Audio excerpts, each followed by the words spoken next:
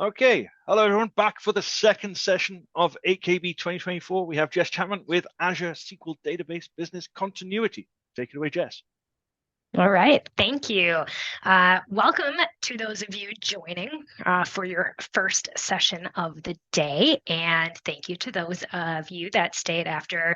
I heard an amazing brain-melting session, saw some amazing feedback there on Twitter and in the Slack community, so thank you. So I'm here to focus specifically on Azure and SQL Database, and what I think is one of the most important things in your DBA toolkit, which is your business continuity plan. So for those of you that I have not met yet, my name is Jess Chapman. Jess with one S, as my moderator is Jess Pomfret. Jess with two S's. We make a great team. My pronouns are she and her. I'm a cloud solution architect for data and AI at Microsoft, focused primarily on our Azure databases stack, Azure SQL Database, Azure SQL Managed Instance, Postgres Cosmos DB. I live in Louisville, Kentucky in the United States. When I am not sitting in front of a computer, I'm typically outside hiking or trail running or riding my bike and hanging out with my dogs and kitties and my husband. I am on Blue Sky. You can connect with me on LinkedIn, and I have a GitHub repo in which I keep a lot of my slides and demos.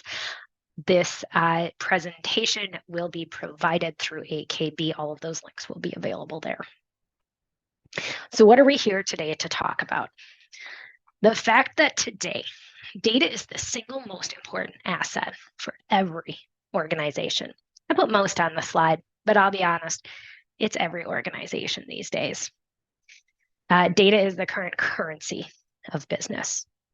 If a company loses access to their data, or if they lose the data itself, they're losing business. They're losing money for every minute or hour that they cannot access their databases.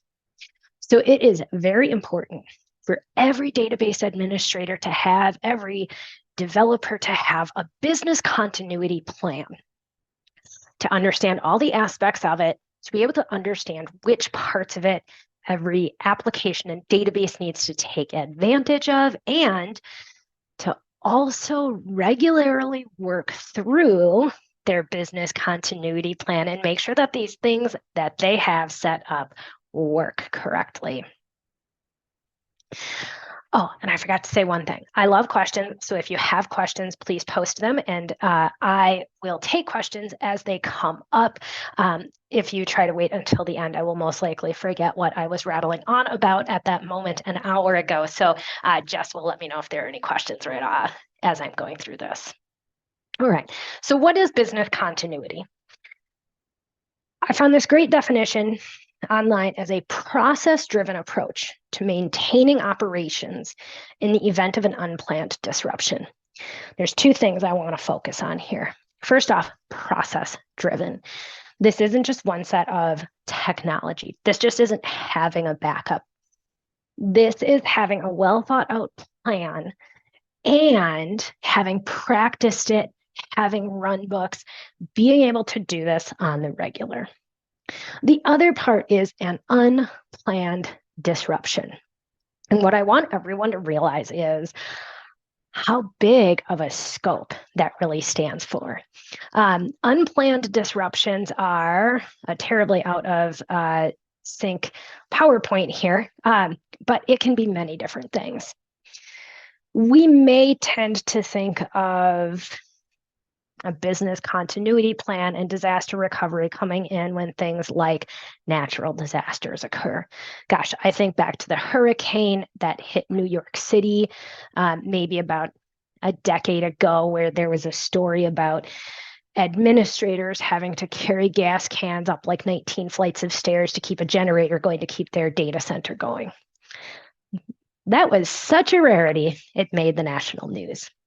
It is the other everyday little things that happen that we need to be prepared for with our databases and our applications. Data entry errors. 90% of the time, that when I was a DBA or as a consultant that I had to bring in, that I had to be brought in to fix things, it was this. Someone runs a delete without a where clause. A statement is run against a database in the wrong environment, running something in production instead of development, for example. Raise your hand if you've ever done that. I've done it. Running things against the wrong table. There are so many things that can go wrong. We're all human. But there are also other things that can happen with hardware, right? CPUs can fall apart, memory can be disrupted, networking can go down. I remember when I was a very junior DBA, just learning the ropes. The first business continuity time that I ever had to deal with in failing over to a secondary data center was when a road construction crew outside our building hit a networking cable, like the fiber cable that went into our data center. Nothing we did, not a natural disaster. So these are the things so that's another example of something that you can't necessarily plan for, but will happen. Natural disasters can happen. And then there's also the other big one at the end of the slide here, which is how can we keep databases going when we are implementing things now like CI/CD, continuous software deployments, especially when companies move into a cloud system like Azure, right? They are there because we're not in an environment where we can take a 12-hour outage on our databases one Saturday a month to do all of our app and database upgrades. We're looking for faster, we're looking for more agile. So all of the things that I'm going to talk about here today are going to cover situations that encompass all of these different options. So the fundamentals that I'm going to be digging into today and really talking about how they work in Azure include our backups, restores, our high availability, and our disaster recovery. So backups, to define them simply, they're going to be a transactionally consistent record of your database at a specific point in time. Restoring is taking that backup and recreating the database as of a point in time. And as I'll emphasize again, throughout this presentation, a backup is only as good as its ability to be restored. And just because we have moved into the cloud, rather than being on premises, that does not make it any less true. When we're talking about high availability, we used to talk about this kind of being recovery within the same data center when we were on-prem. When we're in the cloud, it really encompasses your main region that your database and probably your apps are deployed to. And we also want to cover disaster recovery, so data across a secondary data center or a secondary region.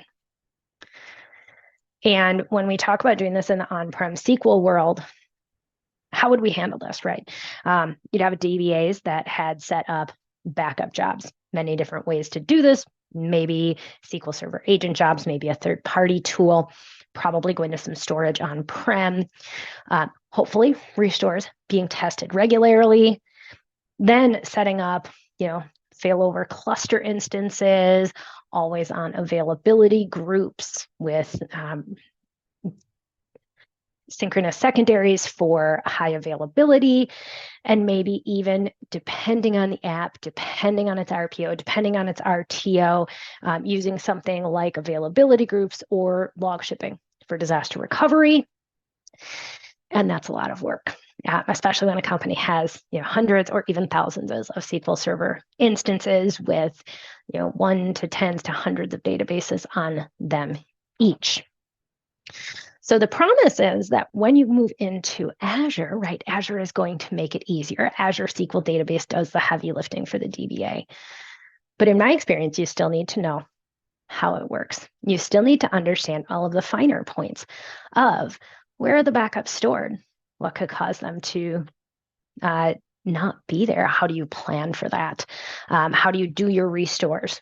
What can you set about high availability? What can you set about disaster recovery? And that is what I'm going to dig into today. But first, I want to take a look at some core Azure architectural concepts. This is a framework that you'll need to understand to make the best decisions about how to deploy your compute and your storage and your business continuity strategy. Let me get my fancy laser pointer out here. So this outer box encompasses all of Azure. And Azure is going to have multiple regions. I'm using a couple of examples here in the US, East US 2, Central US, North Central US. Some of these regions are paired. This means that they have special connectivity between them, certain geographical distances, and there's a lot of benefits to paired regions, like when updates are being done in a region, it will only be done in one of the paired regions at a time, so that you aren't going to be affected if there is some sort of availability impacting event. So in this case, East US 2 and Central US, those are paired regions. Now, within most of our Azure regions, we have what are called availability zones. At least 3 of these will exist in a region if it has zones. So what availability zones are a group of data centers that have separate power, separate networking, separate infrastructure, cooling, all of that. So it offers an additional layer of availability even within the region. So for example, here in East US 2, we may have 3 to 5 data centers in availability zone 1, some in zone 2, and some in zone 3. And the paired region also has this. One thing to be aware of is there are a subset of Azure regions that do not have this or do not have it yet. And that just has a group of data centers. So this might be a choice for you as we go through this and you understand how this plays into your business continuity strategy. This is something you seriously want to be looking at when choosing regions for your databases, for your applications. Are there availability zones? Are they going to offer you that additional level of protection? And I will reference this slide a few times throughout this presentation. Just before you move on from this slide, yes. Is there a document where we can find which regions are paired together? Yes, there is. It might actually be in my resources slide at the end of the deck. If it is not, I will add that before we post the slides. Perfect, thank you. Yes, you're welcome. And if someone could just take a note, because I will forget that in an hour, that would be great. I'll do them. Okay, thank you. All right.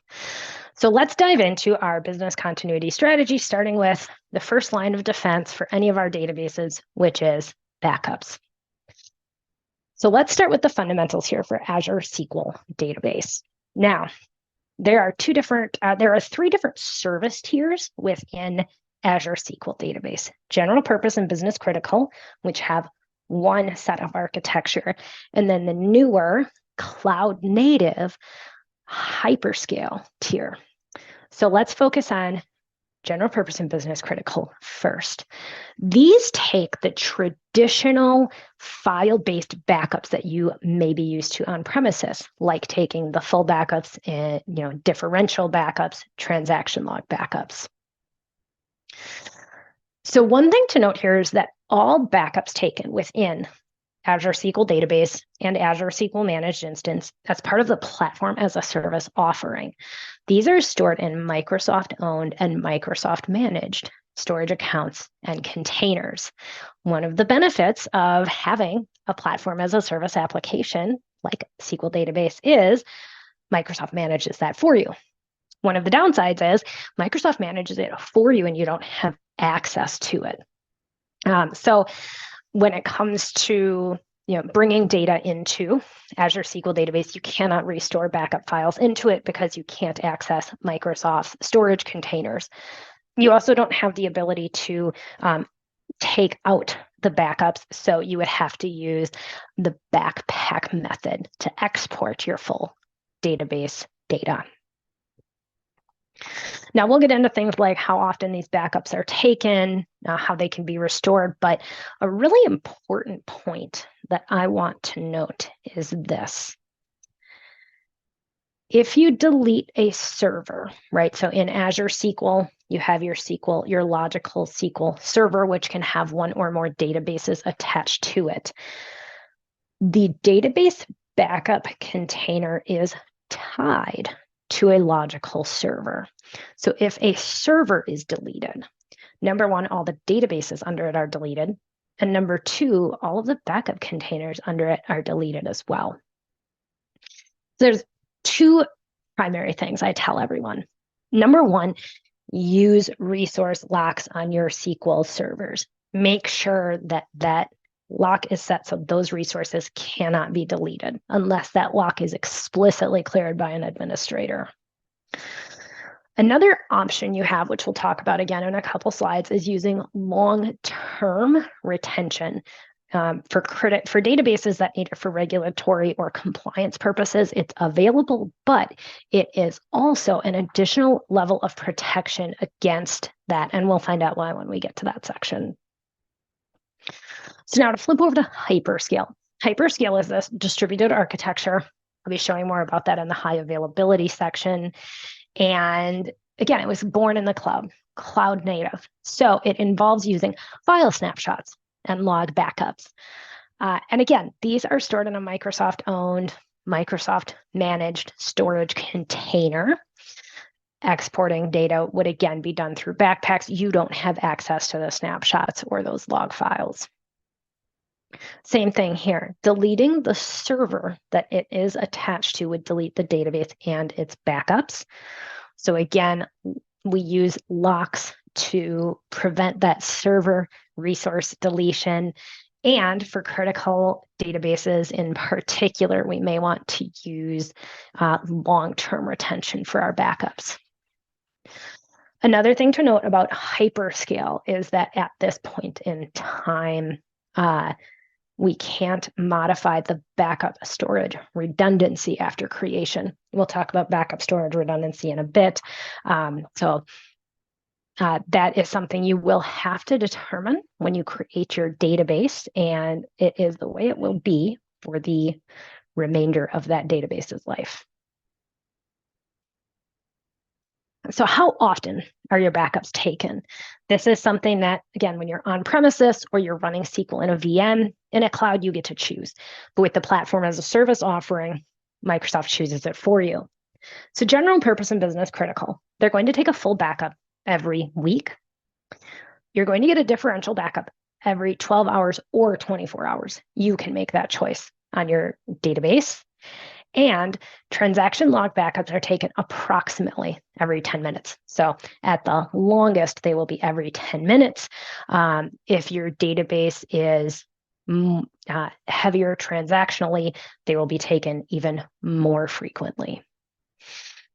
With hyperscale, when the database is created, that first base snapshot is created.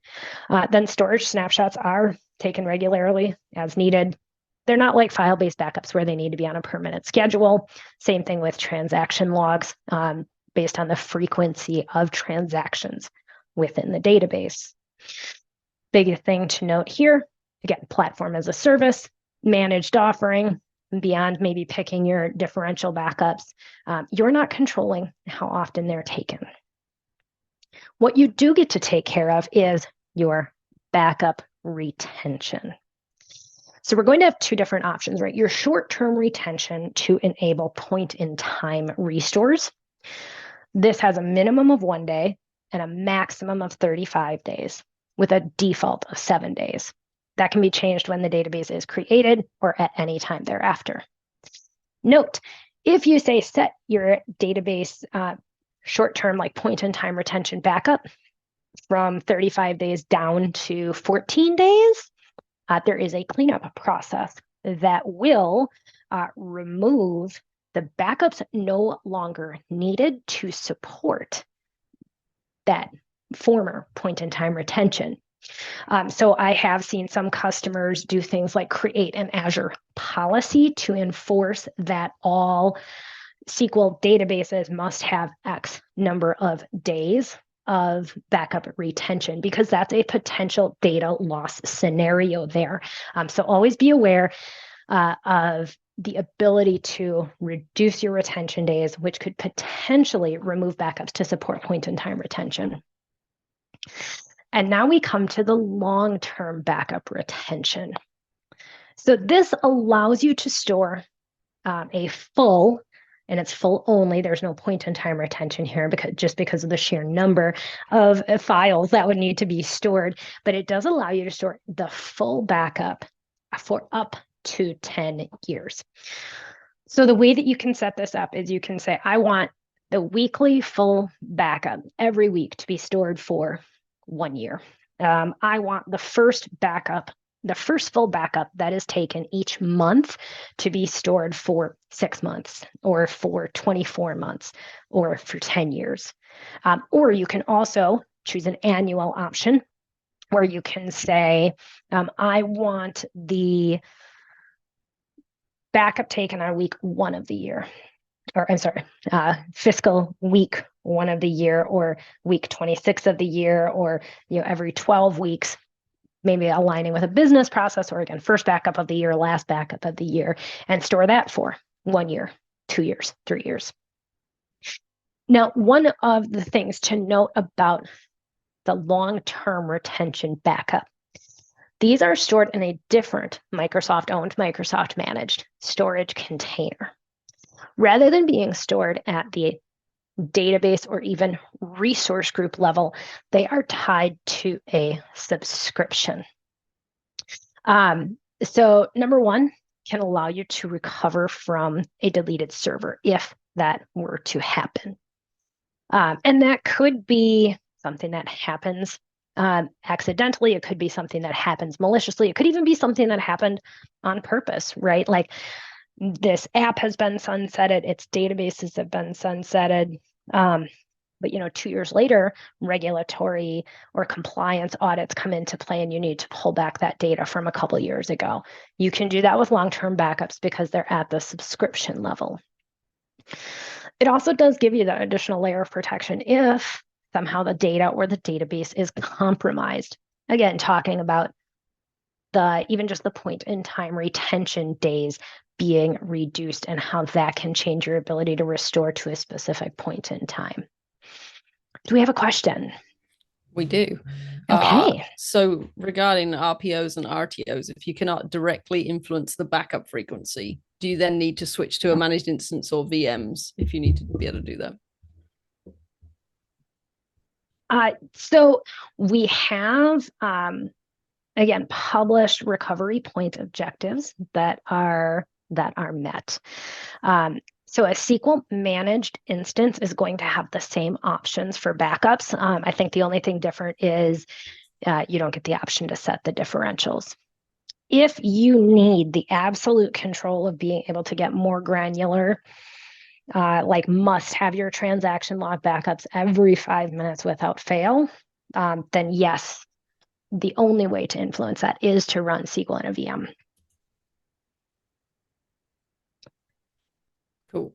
One other question. Is there a way to standardize the backup retention on a subscription level? For example, all SQL databases in a particular subscription or resource group set LTR to 3 months? There are Azure policies for long-term retention backups. I have not set that up personally, but might be able to be done. If you can scratch a note for that, I'm going to look into it, and we'll probably dig something up on Twitter or LinkedIn afterwards to answer that question, because that's a great question. Again, using Azure policy to enforce these things at a resource group or a subscription level, absolutely vital. Makes things a lot easier, especially, it's not like managing an instance anymore where you can set something like that at an instance level, right? This is per database. So really important. So I'll happily dig up some links on that. All right. Back to you.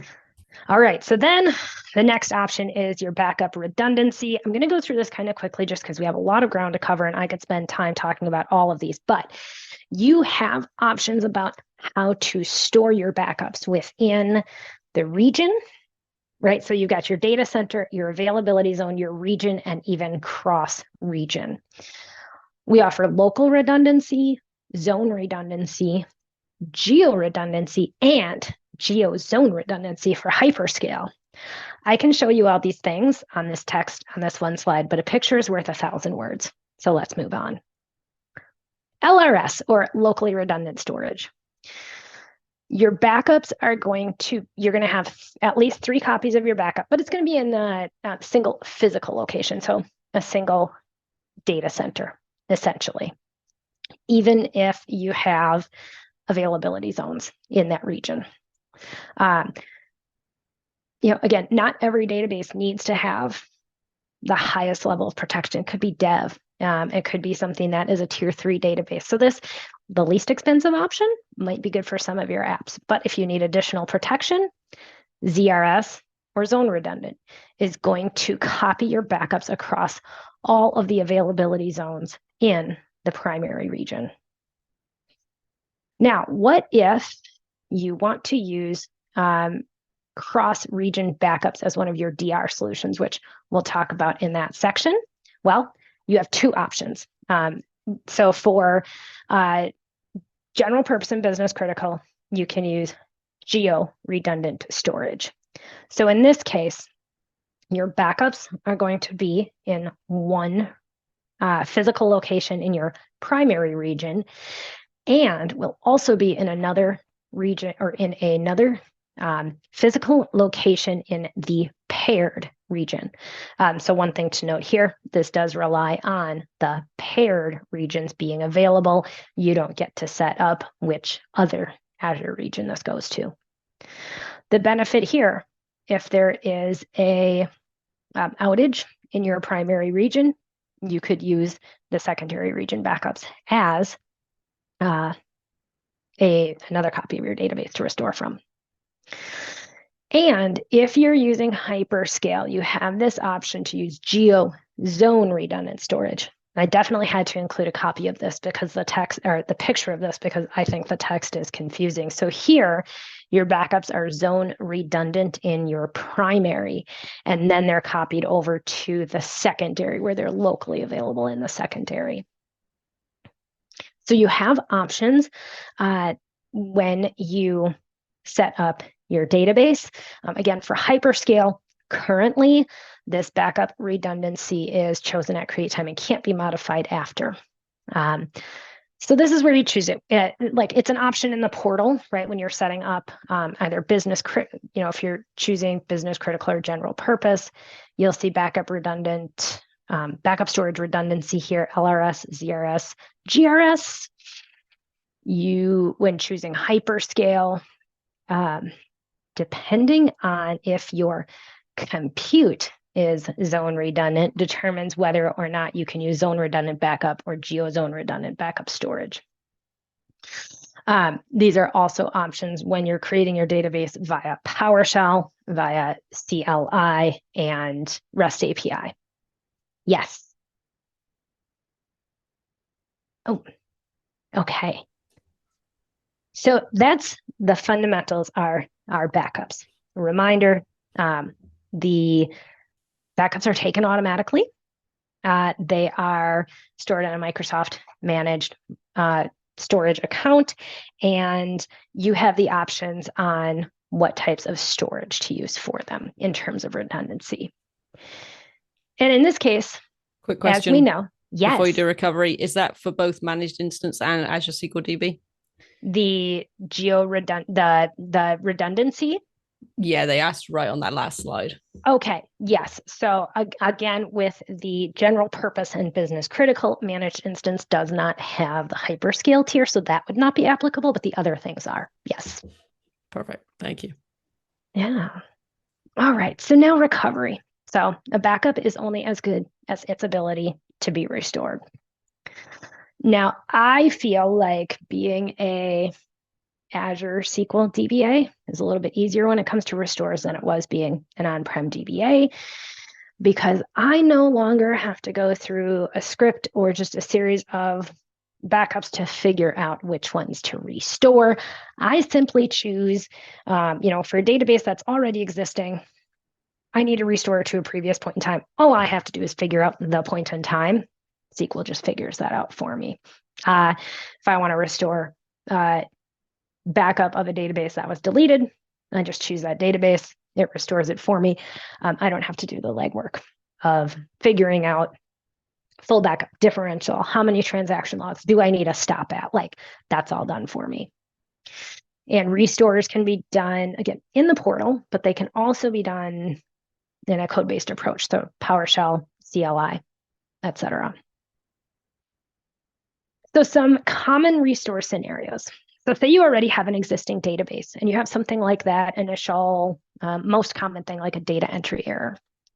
Here you can restore the database to the same region and the same logical SQL server, and it is given a new name. So much like on an on-prem SQL server, right, an instance you control, you can't just have two databases with the same name. So you're going to have a new database with a new name, and it will put the data there in as it was in that point in time. Perhaps you then take and delete the existing database, and then you rename the restored one to the previous name. It might be a case if you just need to start over. If you need to move data between those two, you're going to need to take a code-based approach. There's no like built-in data sync between two databases, though. If a database is deleted, again, on purpose, could be accidentally, could be maliciously, as long as it is still within the retention period of that 1 to 35 days that was provided, the database can be restored to the same region and the same server under the same name. You also have the ability to restore a deleted database to another geographic region if you had geo-redundant storage or geo-zone redundant storage enabled on the database. And if you have long-term retention enabled for a database, you can restore that database from a specific long-term backup. Again, these are the full backups to a different server under a same or a different name. Here's my hot tip for restores. There's a lot of different factors that are going to affect how long it takes to restore that database. The size of the database, the amount of compute that you give to it when you create it, how many transaction logs there are, network bandwidth across regions, number of concurrent restore requests going on in that region. So what I tell people is, say that your database is typically 4-core general purpose. If you need to restore that database quickly, create it as a 16-core. You're giving it more processing power to go through a little bit faster. And then, also equally important, when that restore is finished, scale it back down to its typical 4-core and continue on. You'll be charged for the extra cores during that period of time, but it might be helpful. Question? Yep, we got a couple on restores. Okay. It says in the past, you cannot replace a database with a restore with the same name. Is that now possible? That is not. So same thing where if the database already exists, like AdventureWorks, and you need to restore it to a previous point in time, it's going to be restored as AdventureWorks _ and then the timestamp where you could change that name. Perfect. Does Azure Backup Restore offer object level recovery? No. So this is, again, the same SQL engine that you're already used to. So we do not have object level recovery within any version of SQL. I know I've been asking for that for years myself. That would be super nice. It's a hard problem to solve. We've got a couple more questions if you want to take them at this time, or I don't know how you are in time. let's get through the demo. I want to do a quick demo of a point in time restore. I'm just going to use the portal so you kind of see the options. But once I get through that, we will pause for just a moment for questions. So I'm here in my Azure subscription. I'm looking at my, again, logical SQL server. Remember, databases are at the SQL server level, and under not under settings, under data management, your backups, those backup containers are also tied to your SQL server level. So number one thing here, if I had a deleted database that I needed to restore, I could find it there. More commonly, of course, we're going to be taking an existing database and saying, someone did an oops, I need to restore to 8 o'clock this morning or 10 o'clock yesterday. So in this case, we have a restore action. And what I want people to note is that when I do this, you'll see the dialog that comes up is create SQL database. So when we do a restore of an active database to a previous point in time, it's creating another SQL database. Note that it puts it in the same subscription, puts it in the same resource group. It chooses the source. Yeah, obviously, I've chosen my source database. I could choose here point in time or long term, but we're talking about point in time. It's going to show me my earliest restore point. For this database, I have it set to the default of 7 days backup retention. I choose that I want to go back to yesterday. It's going to be in UTC. I know it was early morning, so I'm going to do 10. No. I always forget about the AM, PM. I shouldn't. I do. And then you'll notice here's the default naming convention, wide world importers, 8/7, 10/15. So it's just taking the time that I am restoring to, restores it to the same server. And now I'm at the point where it's allowing me to just configure this like it's a new database. Is it going into a pool? What compute and storage do I want? Am I changing my TDE management? Am I changing my backup storage redundancy? In this case, I'm not going to change anything else. I'm just going to go ahead and create. I just wanted to show you that experience of it's showing you the ability to create a brand new database. We cannot overrate the existing. If we were to do this via code, right? So in PowerShell, use the get AZ SQL database commandlet to get our source database, which in this case was, cannot double click to highlight things, wide world importers. And then we use the restore AZ SQL database commandlet with the from point in time backup command. Pass in our point in time, pass in resource group, server name, target database, and then where it's, what the default resource ID was. These are the basic commandlets we would want to use. Or parameters. Remember, you could also pass in something like a different geo redundancy or a different compute level. And here's how it would look in AZ CLI. So we use our AZ SQL DB restore command, give it our destination name. Here you can see I'm choosing an addition like general purpose. Could have been more specific in terms of the amount of cores that I wanted, for example. But again, resource group name, the server name, the time that I'm restoring to. So I'm going to pause here for until 11:20. Suggest we have, if needed, suggest we have any other questions right now. We do. Okay. Is it possible to restore between different subscriptions within the same region? So we need to restore between environments to refresh data from prod to test in different subscriptions.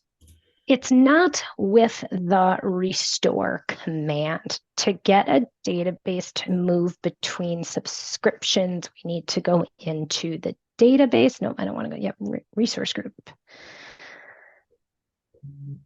SQL Server. And what we can do is we can, go to the database. I promise I know what I'm doing. I'm nervous. I'm nervous presenting at 8KB for my first time. For any of you wondering is this nerve-wracking sometimes even for experienced presenters? Yes. One of the things we can do is issue a copy command. So if you need to move a database to a different, say, subscription, you would use our copy command. You can also use like the export to create the backpack file and import that somewhere else. Lots of caveats on that that I don't have time to go into today. No, that's perfect. Another question. Yeah, I'll take one more. I'll take one more on restores. Not a question, but a hug. Well, thank you. One more question was, is it possible to copy the database backup to on-premise for offline backup? If so, is it available for all types, general, business, hyperscale? It is not for Azure SQL Database. So for Azure SQL Database, all 3 tiers, backups are fully managed and fully protected. If you are using Azure SQL Managed Instance, either general purpose or business critical, there you do have the ability to take a copy-only full backup into your own Azure storage account, and that could then be moved off or out of Azure into, say, on-premises. Data egress charges would apply. So SQL DB, no. SQL MI, you can do a copy-only full. Perfect. Thank you. All right. So we've covered backups and restores, which are, again, that most fundamental part of making sure our data is safe. But sometimes we need to ensure a really quick, recovery time. How can we ensure that a database and all of its data is available in our primary region in the event of a service interrupting option? Maybe not data deletion, but just server unavailability. That's what we're concerned with high availability. So again, one of the best things about Azure is, as a DBA, I never have to configure an availability group in Azure SQL Database.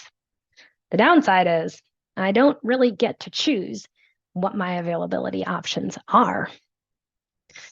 The high availability, so when we're talking about high availability, what I am going to be talking about in this section, you'll notice I'm not worried about other regions.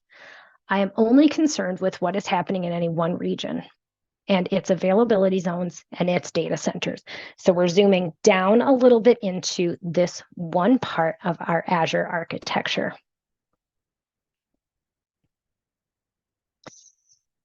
Again, high availability is built in for Azure SQL Database and SQL Managed Instance. The level of availability you are going to get is based on which tier of service you choose. So general purpose, business critical, or hyperscale. One thing I do want to stop to talk about first a little bit more, though, is those availability zones. So when I was on that earlier Azure architecture, I showed the availability zones, at least 3 in the regions that have them. Again, the benefit of an availability zone is that it is geographically separated from, the data centers in an availability zone are going to be geographically separated. They're also going to have different power, different cooling, different networking, different security. So if there is a very local interruption to a data center, right, you could kick over to a different availability zone. You can set up availability zones for your compute, right? So your actual server that's provisioned, if it's in business critical, like you can set up an availability zone so your compute is set across zones. But by default, that's not the default yet. You can also set this up for things like your backup storage. Again, the benefit of availability zones are your compute and storage are in multiple data centers in the same region, but independent of each other. This really reduces that single point of failure during an outage or a disaster. And something that I do mention occasionally to customers where there are very specific data generation and retention laws.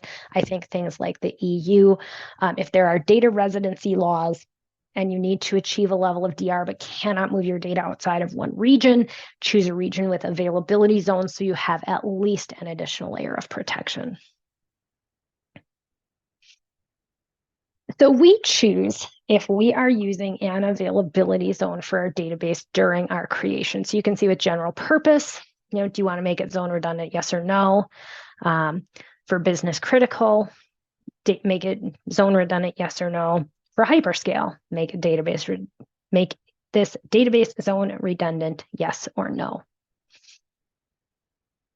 Now, let's move into the actual high availability tiers question. Are you asking me for if there are questions? Was there a question? I saw. Yes, there is. Oh, it pops up. Okay. Does the yes, DBID... I see like one little quick icon and I'm like, oh, what's going on? Gotcha. Does the DBID of the database change when going from one zone to another? The reason I'm asking is because we have a vendor that uses the DBID to craft its security for users. And if the DBID is different, the process will error out. That's a great question that I don't know off the top of my head. I'll pop it in the notes. Please. Yes, I will look that up. All right. So let's take a look at our actual high availability architectures. So let's start with general purpose. The closest thing that I am going to compare this to is a failover cluster instance. It is something where you're going to have a compute node, and the compute node has remote Azure storage. So this is still Azure Premium storage for your logs, right? You're going to have availability at that storage level. So now let's say that there is an issue with your compute node in this region. In that case, there are nodes with spare capacity, and your SQL Server.exe process is started up on another node with that spare capacity and points then to the same data that you had in storage, which has multiple replicas. So that's also protected. So again, kind of like a failover cluster instance where one copy of the data node could go down. You have to spin up another one to make it work. The data in your premium storage, of course, is replicated multiple times. A couple of things to note here. This is going to be a little bit slower of an RTO because that, other node has to be started up. It is going to have a completely cold cache because it's not going to have any of the data you've been reading in memory. And you can't set up readable secondaries here. So let's compare that then to the next tier, which is business critical. Business critical is essentially an always-on availability group underneath. You're going to have at least 3 compute nodes in the same region. If you choose availability zones, they're going to be spread across those availability zones within the same region. In business critical, you have your compute node and it has locally attached SSD. You're going to have at least one synchronous secondary within the same region. If there's an issue with your primary, if for any reason that compute node becomes unavailable, again, availability group, it's going to fail over to the fully synchronized secondary.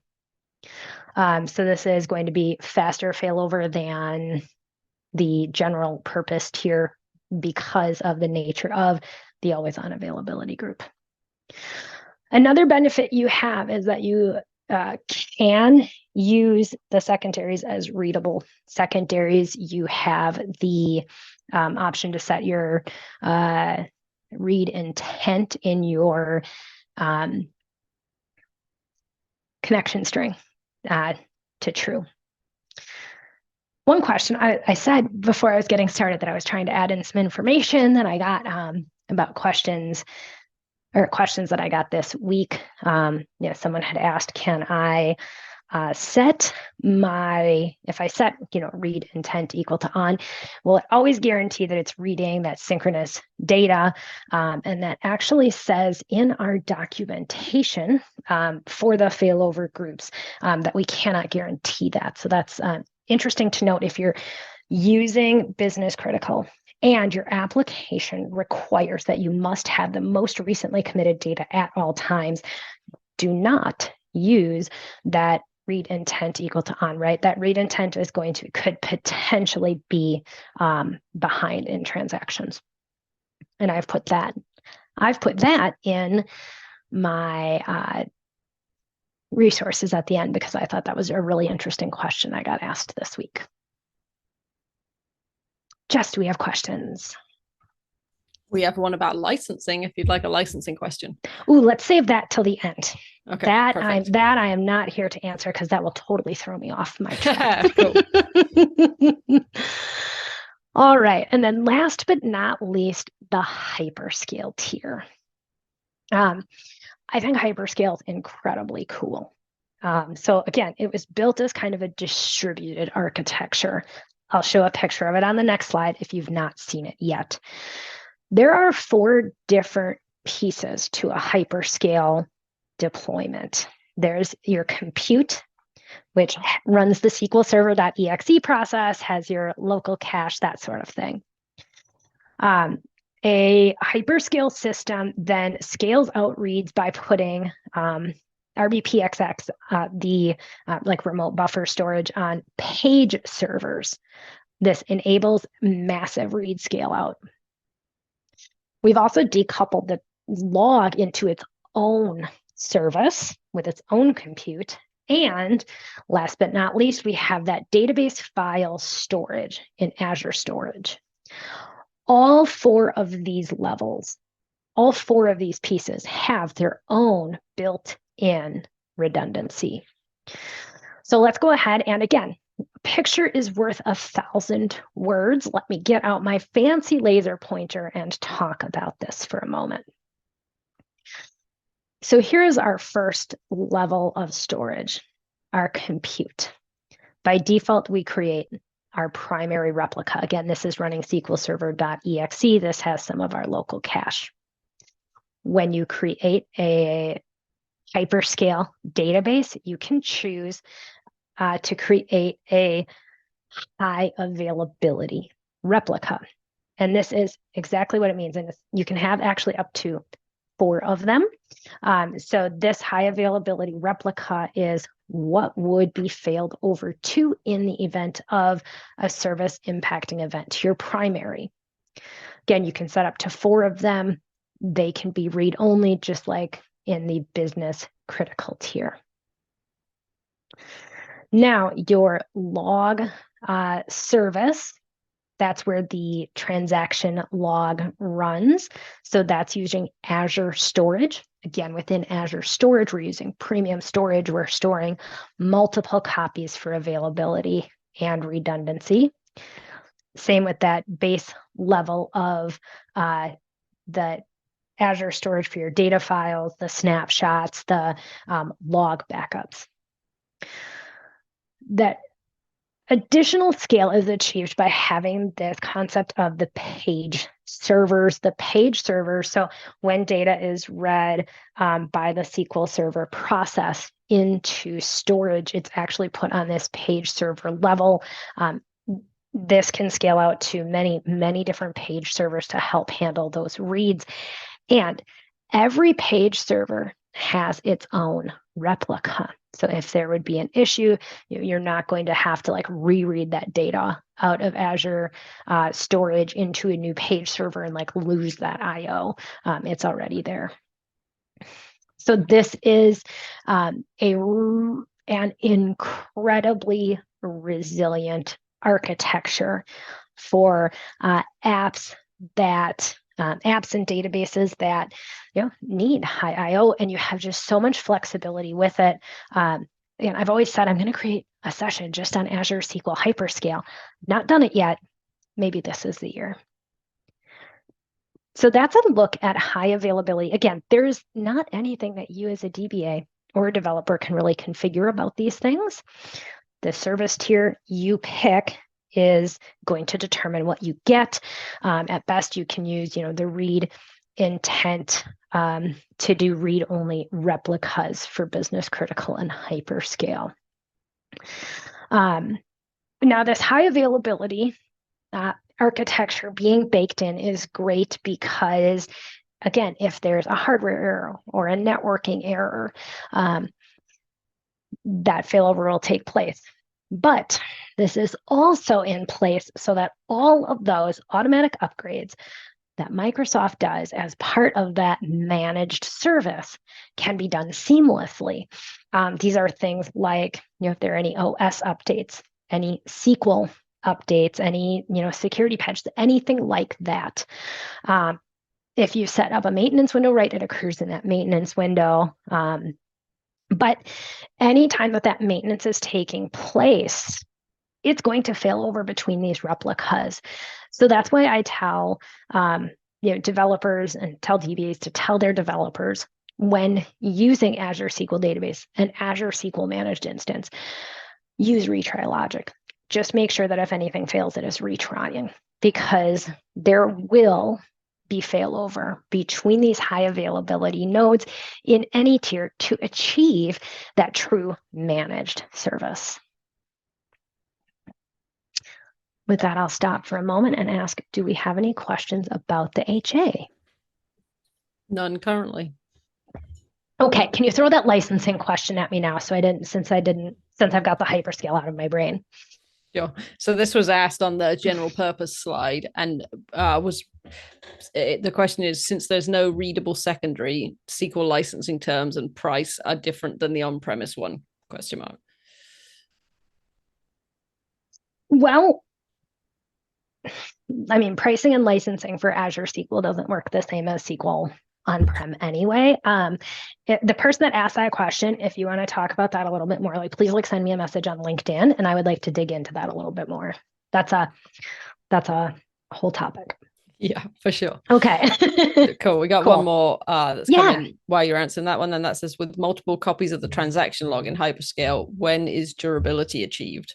After the acknowledge of the first successful write, and what about delayed durability?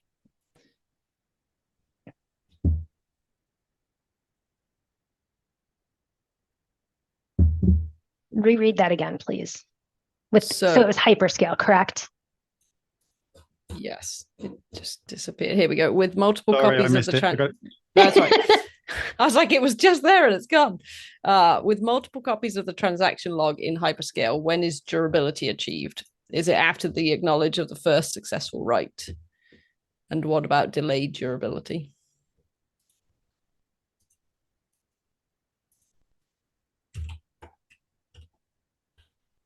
Let me answer that question afterwards. That is not in my plan cache at the moment. No problem. Okay. And with that, I also want to get on to our last topic before we run out of time, which is disaster recovery. This is the part that deals with going across regions now instead of just focusing on one.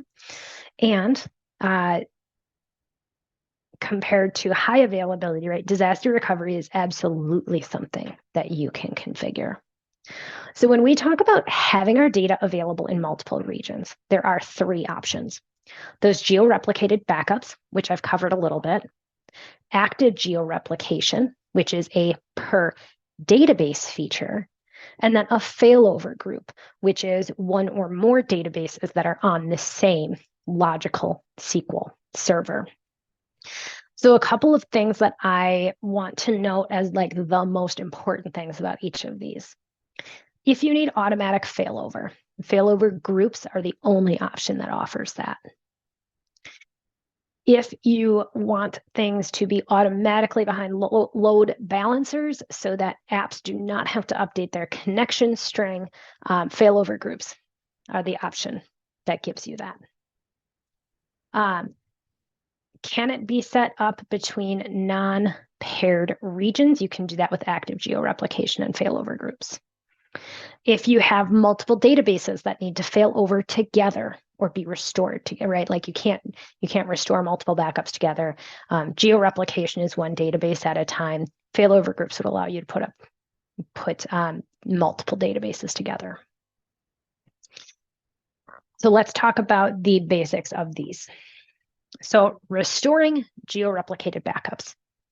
As I mentioned earlier, you already have to have your database set up to use either geo-redundant storage or geo-zone redundant storage. So when you have these options set up, right, your backups are copied from your primary region to your secondary region asynchronously. The RPO is up to 1 hour. So one big difference between restoring a backup within the same region and restoring a backup in a secondary region is when you go to do a geo restore, you do not get to pick a point in time. When you are doing a geo restore, it is to the last point of that most recently replicated backup file. So just again to stress, you don't get the option to do a point-in-time restore in a different region. So again, your recovery point is going to be up to 1 hour because of the asynchronous nature of the file copy. RTO, docs say, usually takes less than 12 hours. It could take longer depending on size and activity. Again, geo-replication depends on those paired regions. If a region or the Azure SQL service or the storage service in a region is unavailable, there are a lot of people going and a lot of customers and a lot of databases going to activate their databases, their applications, do their failover into the paired region. So in the event of a service outage, it can take longer than you would expect on a non-impacted day. Geo-replicated backups, again, absolutely viable as a disaster recovery option. Understand your application and your data's RPO and RTO to make sure that this fits as an option. And just like any other backup, you can do this in the portal. You can do this via PowerShell. You can use CLI. You can use the REST API. When you do this, again, you have to have an existing SQL server in your secondary region, and then it's going to restore it as a new database in that region. So now let's compare that to what we call active geo-replication. So this is set up, again, at the SQL database level, so one database at a time. This is going to be just asynchronous, like constant asynchronous replication of the logs from the primary region to the secondary region. One of the nice things about active geo-replication, you can create up to 4 readable secondaries and put them in different regions. So if you need some read scale out and the readable secondaries do not have to be within the last 5 minutes. If they can read data that's an hour old, 6 hours old, a day old, reporting, that sort of thing, and you want this as a resiliency option, active geo-replication can fulfill both of those needs. Now, one downside here is that the failover is always going to be manual. I shouldn't say a downside, just it's the feature of it. So if your primary region is impacted in terms of availability, and you want one of those secondaries to become the primary, you, the DBA or developer, must do the failover yourself, choosing which server to fail over to in which region. And because you're now pointing your app to a different database on a different server, you're going to have to update your application connection string. So what that looks like, right, you're going to have your primary in your primary region. You're going to have your secondary in your secondary region. There's nothing automatic here, no load balancer involved. again, I want to emphasize that we're doing this at the database level. And we would, going into SQL database, we would see replicas. So I'm going to pop that open here and just take a look at this. So here I am now in my wide world importers database. So not at the server level, but at the database level. And if I go here to data management replicas, nothing exists yet, but I can create one. So let's take a look at what our options are here for the geo replica. We're going to be using the same subscription, primary database, secondary database. Okay, so it's going to use the same name.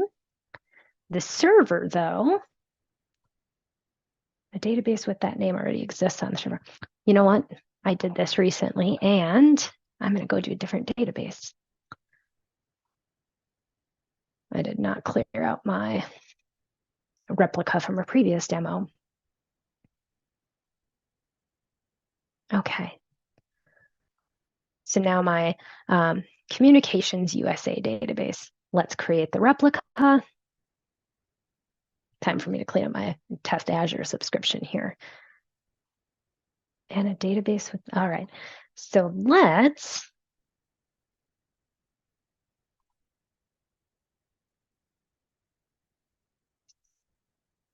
create a new SQL Server.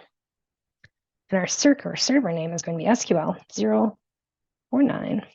And this one I am not going to move into a paired region. I want to show you that the source database is in East US. So I'm going to say West US, right? And then my location, I'm going to choose West US 2.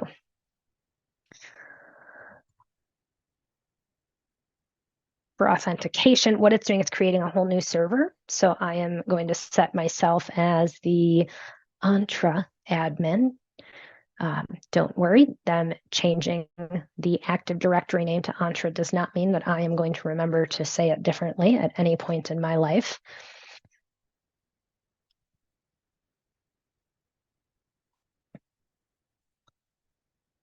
Okay. All right. So now it's going to be creating a database called ComUSA on the server SQL 049 West US 2 in the West US 2 region. Again, it's creating a whole new database. So it's going to ask me all of the traditional things like, do I want to use a pool? What compute and storage? What backup storage redundancy? And I can go through all of the other settings and create. So that's how easy it is to create a geo replica. Again, proving that it does not have to be in a paired region. And again, per database, you can do this 4 times.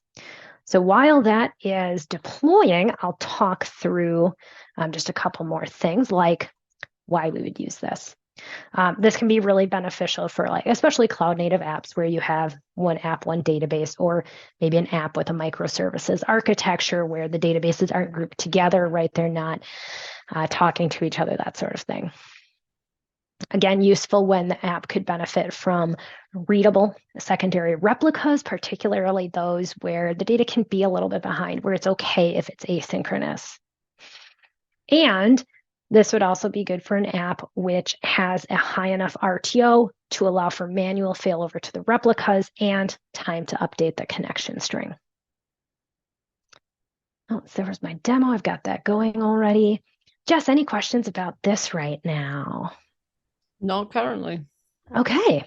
So if I go back to my resource group and sort by type, if I look at my SQL servers, you'll see not only do I have East US 2, I also have my West US 2 server deployed. And no database found here yet. Going back to East US 2 and going back to my ComUSA database.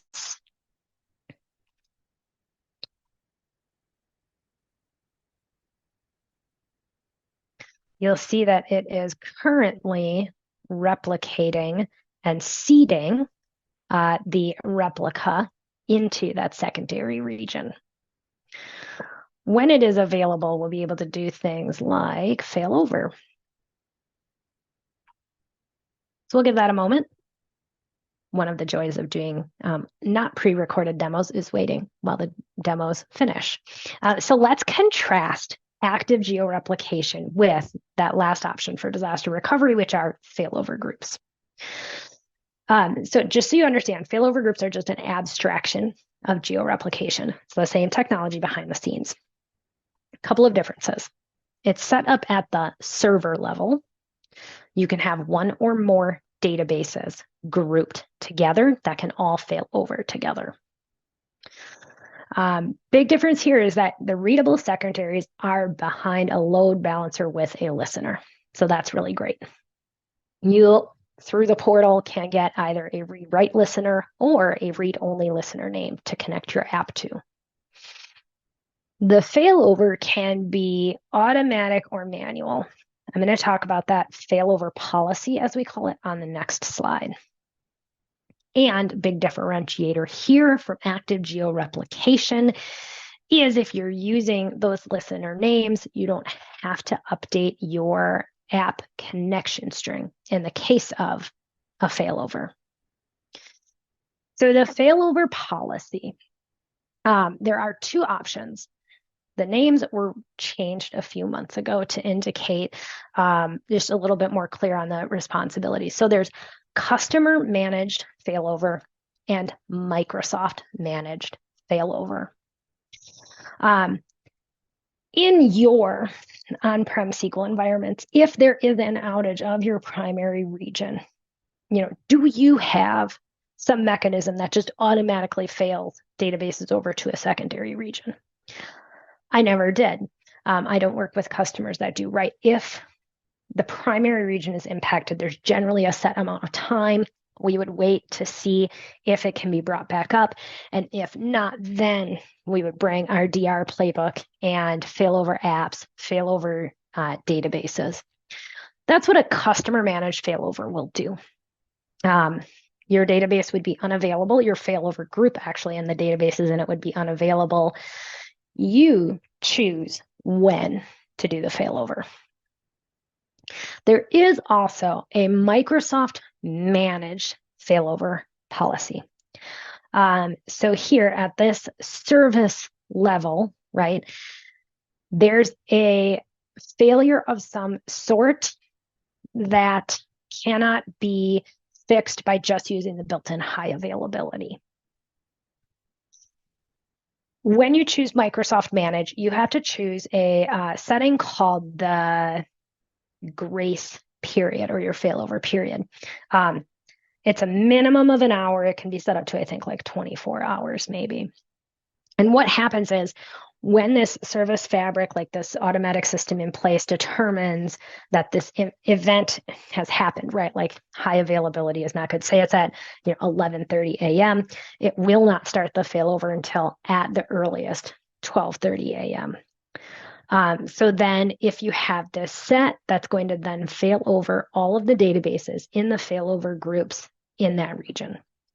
And one thing to note is that after this Microsoft managed failover, read-only listeners are disabled to avoid impacting your new primary. That's a setting you can change. So this is, again, the customer managed is recommended because it allows you to choose when that failover group is moved over. And you're managing the read-only secondaries. Microsoft managed can be good for, databases and groups of databases where you are willing to say, after 3 hours, yes, just let it fail over. We want that automation. What you'll notice here is the difference is that there is a load balancer. Again, so we have our asynchronous replication from our primary to our secondary, but here there's that load balancer, which is able to take both read, write, and read only. So again, this is managed at a Azure SQL Server level, where you would go to failover groups, choose to add a group, and then add multiple databases to it. There's a whole dashboard built into the portal that allows you to see, what databases are in the group. You can do your, again, forced failover or a synced up failover. And why do people choose failover groups? Again, your application may have multiple databases that need to failover together, or your RTO is low enough that you want that automatic Microsoft managed failover. Your connection string can't be updated manually. So I'll pop into the portal here and first off, check on our replica. Okay, so now for our ComUSA SQL database, we have a replica from East US to West US 2. You'll notice that it shows the ComUSA in East US 2 as online, the ComUSA in West US 2 as readable. And this is where we can do things like do a synced failover or do a forced failover, or we can stop replication. As I mentioned, though, to set up a failover group for multiple databases, we need to go to the SQL Server level, and this is where we would go to failover groups. This is where we create our group.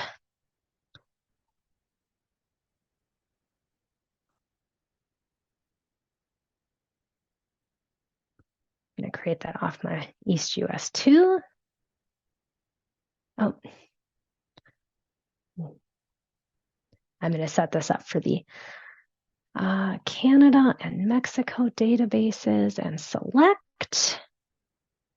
And we'll just go ahead and let that create. So I'm going to stop here and I know I'm right at the end of my time.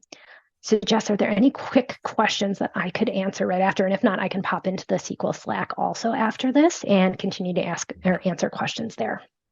Yes, there are a few questions that have come up okay. on failover groups and stuff. One is, for failover groups, what's the load balancing method? Is it round robin or load based? It is not round.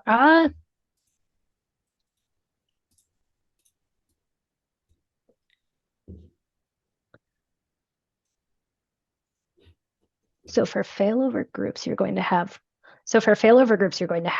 one. That would be more of a question for the, like, you're not, I'm stumbling over my own words here. In a failover group, you're going to have your primary, you're going to have your secondary replica. This is not going to have like multiple replicas in the second region to do like load balancing round robin with. Like either you're going to have your read write go to your primary and read only go to your secondary or not. Like it depends on which endpoint you're going to, but there are not like multiple read replicas in the secondary region to do that offloading to. Yeah, cool. Okay, yeah. I'll pick one more, and that is, okay. Can I have a readable secondary in another subscription for like a migration? So 2 in one sub, and then add 1 in another sub, and then you would turn that into the primary and remove the others. I don't believe we can do any of this cross subscription currently. No problem. Yep. Awesome. All right. Well, I had some great questions today, so we will not get to see the final of this deployment. I should have had that one done, lesson for next time, but let's just do a quick recap here again. Backups are the foundation of your DR strategy. Azure SQL Database is going to be taking those backups automatically. You get to choose if you want them stored in one or more regions. The restores are very simple to do. You can do point-in-time restores of existing databases, restore deleted databases, restore to a different region, and you don't have to figure out that whole list of which backups to restore. High availability built into every tier, and disaster recovery, you have 3 options, either the geo-replicated backups, geo-replication for a single database, or failover groups using geo-replication for multiple databases. So with that, I will say, thank you everyone for coming along on this journey with me. I hope you learned something. I don't think we have time for more questions, but I will again hang out in the SQL Slack channel to answer them in there for about 30 minutes. And to the organizers, thank you for having me today.